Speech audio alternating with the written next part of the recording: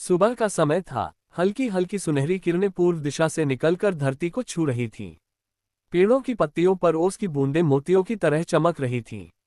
वातावरण में एक शांत, पवित्र और दिव्य सी ऊर्जा भरी हुई थी। ऐसे ही सुंदर समय में एक गरीब किसान, जिसका नाम धीरू था, रोज की तरह अपने खेत की ओर जा रहा था। धीरू मेहनती था, सरल था और भगवान पर उसका अटूट विश्वास था। चाहे कितनी भी कठिनाई आए, उसने कभी शिकायत नहीं की। वह हमेशा कहता, जो भगवान करता है भलाई के लिए ही करता है। उस दिन भी वह अपने पुराने घिसे हुए हल और थोड़े से बीज लेकर खेत की तरफ चल रहा था। रास्ते में पेड़ पौधे मानो उसे आशीर्वाद दे रहे हों। पक्षियों की चहचहाहट सुनकर उसके चेहरे पर हल्की मुस्कान आ गई। परंतु उसके मन में एक चिंता भी थी। इस साल बारिश कम हुई थी, खेत सूख रहा था और घर में खाने तक के लाले पड़े थे। फिर भी धीरू ने सिर उठाकर आकाश की ओर देखा और बोला, हे लक्ष्मी माता, बस इतना आशीर्वाद दे दो कि मेरी मेहनत पर पानी फिरने न पाए। जैसे ही वह आगे बढ़ा, उसकी नजर रास्ते के किनारे कुछ चमकती हुई चीज पर पड़ी। पहले उसे लगा शायद कोई कांच का टुकड़ा हो, लेकिन जब वह पास गया तो देखा कि वह एक कमल की पंखुड़ी थी, पर आम पंखुड़ी जैसी नहीं। वह स्वर्णिम प्रकाश से चमक रही थी। हवा में हल्की हल्की सुगंध फैल रही थी।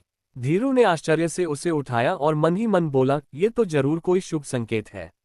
जैसे ही उसने पंखुड़ी को अपने हाथ में लिया, उसके सामने एक अद्भुत प्रकाश फैलने लगा।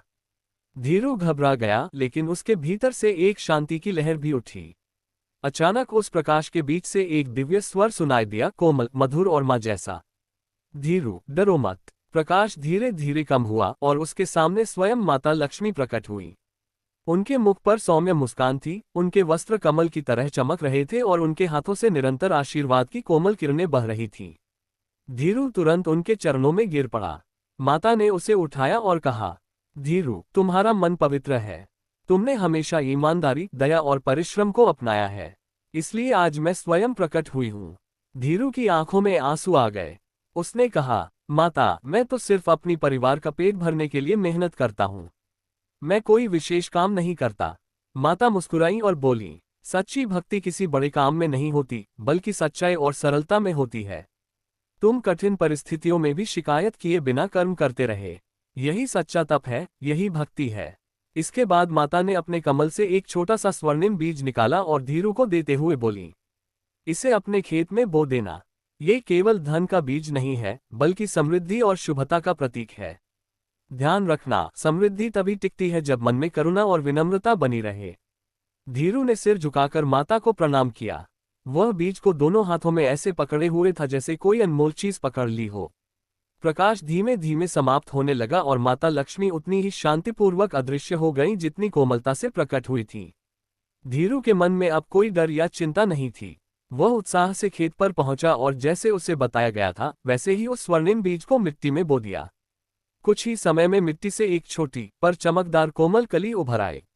धीरू आश्चर्य से उसे देखता ही रह गया। अगले कुछ दिनों में उसके खेत में ऐसा चमत्कार हुआ जिसे पूरे गांव में किसी ने पहले नहीं देखा था। सूखे खेत में हरी भरी फसल लहलहाने लगी। जहां दूसरों के खेत खाली रह गए थे, वहीं धीरू के खेत में सोने जैसी चमक थी। उसकी फसल इतनी अच्छी हुई कि वह न केवल अपने परिवार का पालन कर सका, बल्कि गरीबों के बीच अनाज भी बांटने लगा। गांव वाले हैरान थे। कई लोग उससे पूछते, क्या जादू किया है धीरू? वह मुस्कुराकर बस इतना कहता, मेहनत और ईश्वर का आशीर्वाद। दिन बीतते गए और धीरू का जीवन बदलता गया, पर उसके मन में उसी तरह विनम्रता बनी रही। उसने कभी अहंकार नहीं किया, न ही कभी किसी से ऊंची आवाज में बात की। वह अपनी समृद्धि को सबके साथ बांटता रहा। गांव के बच्चे उसे लक्ष्मी दादा कहकर पुकारने लगे। धीरे धीरे गांव भी बदलने लगा। लोगों ने मेहनत, ईमानदारी और दया की महत्ता को समझा। हर सुबह लोग माता लक्ष्मी की पूजा करने लगे और पूरे गांव में एक अलग ही पवित्रता फैल गई।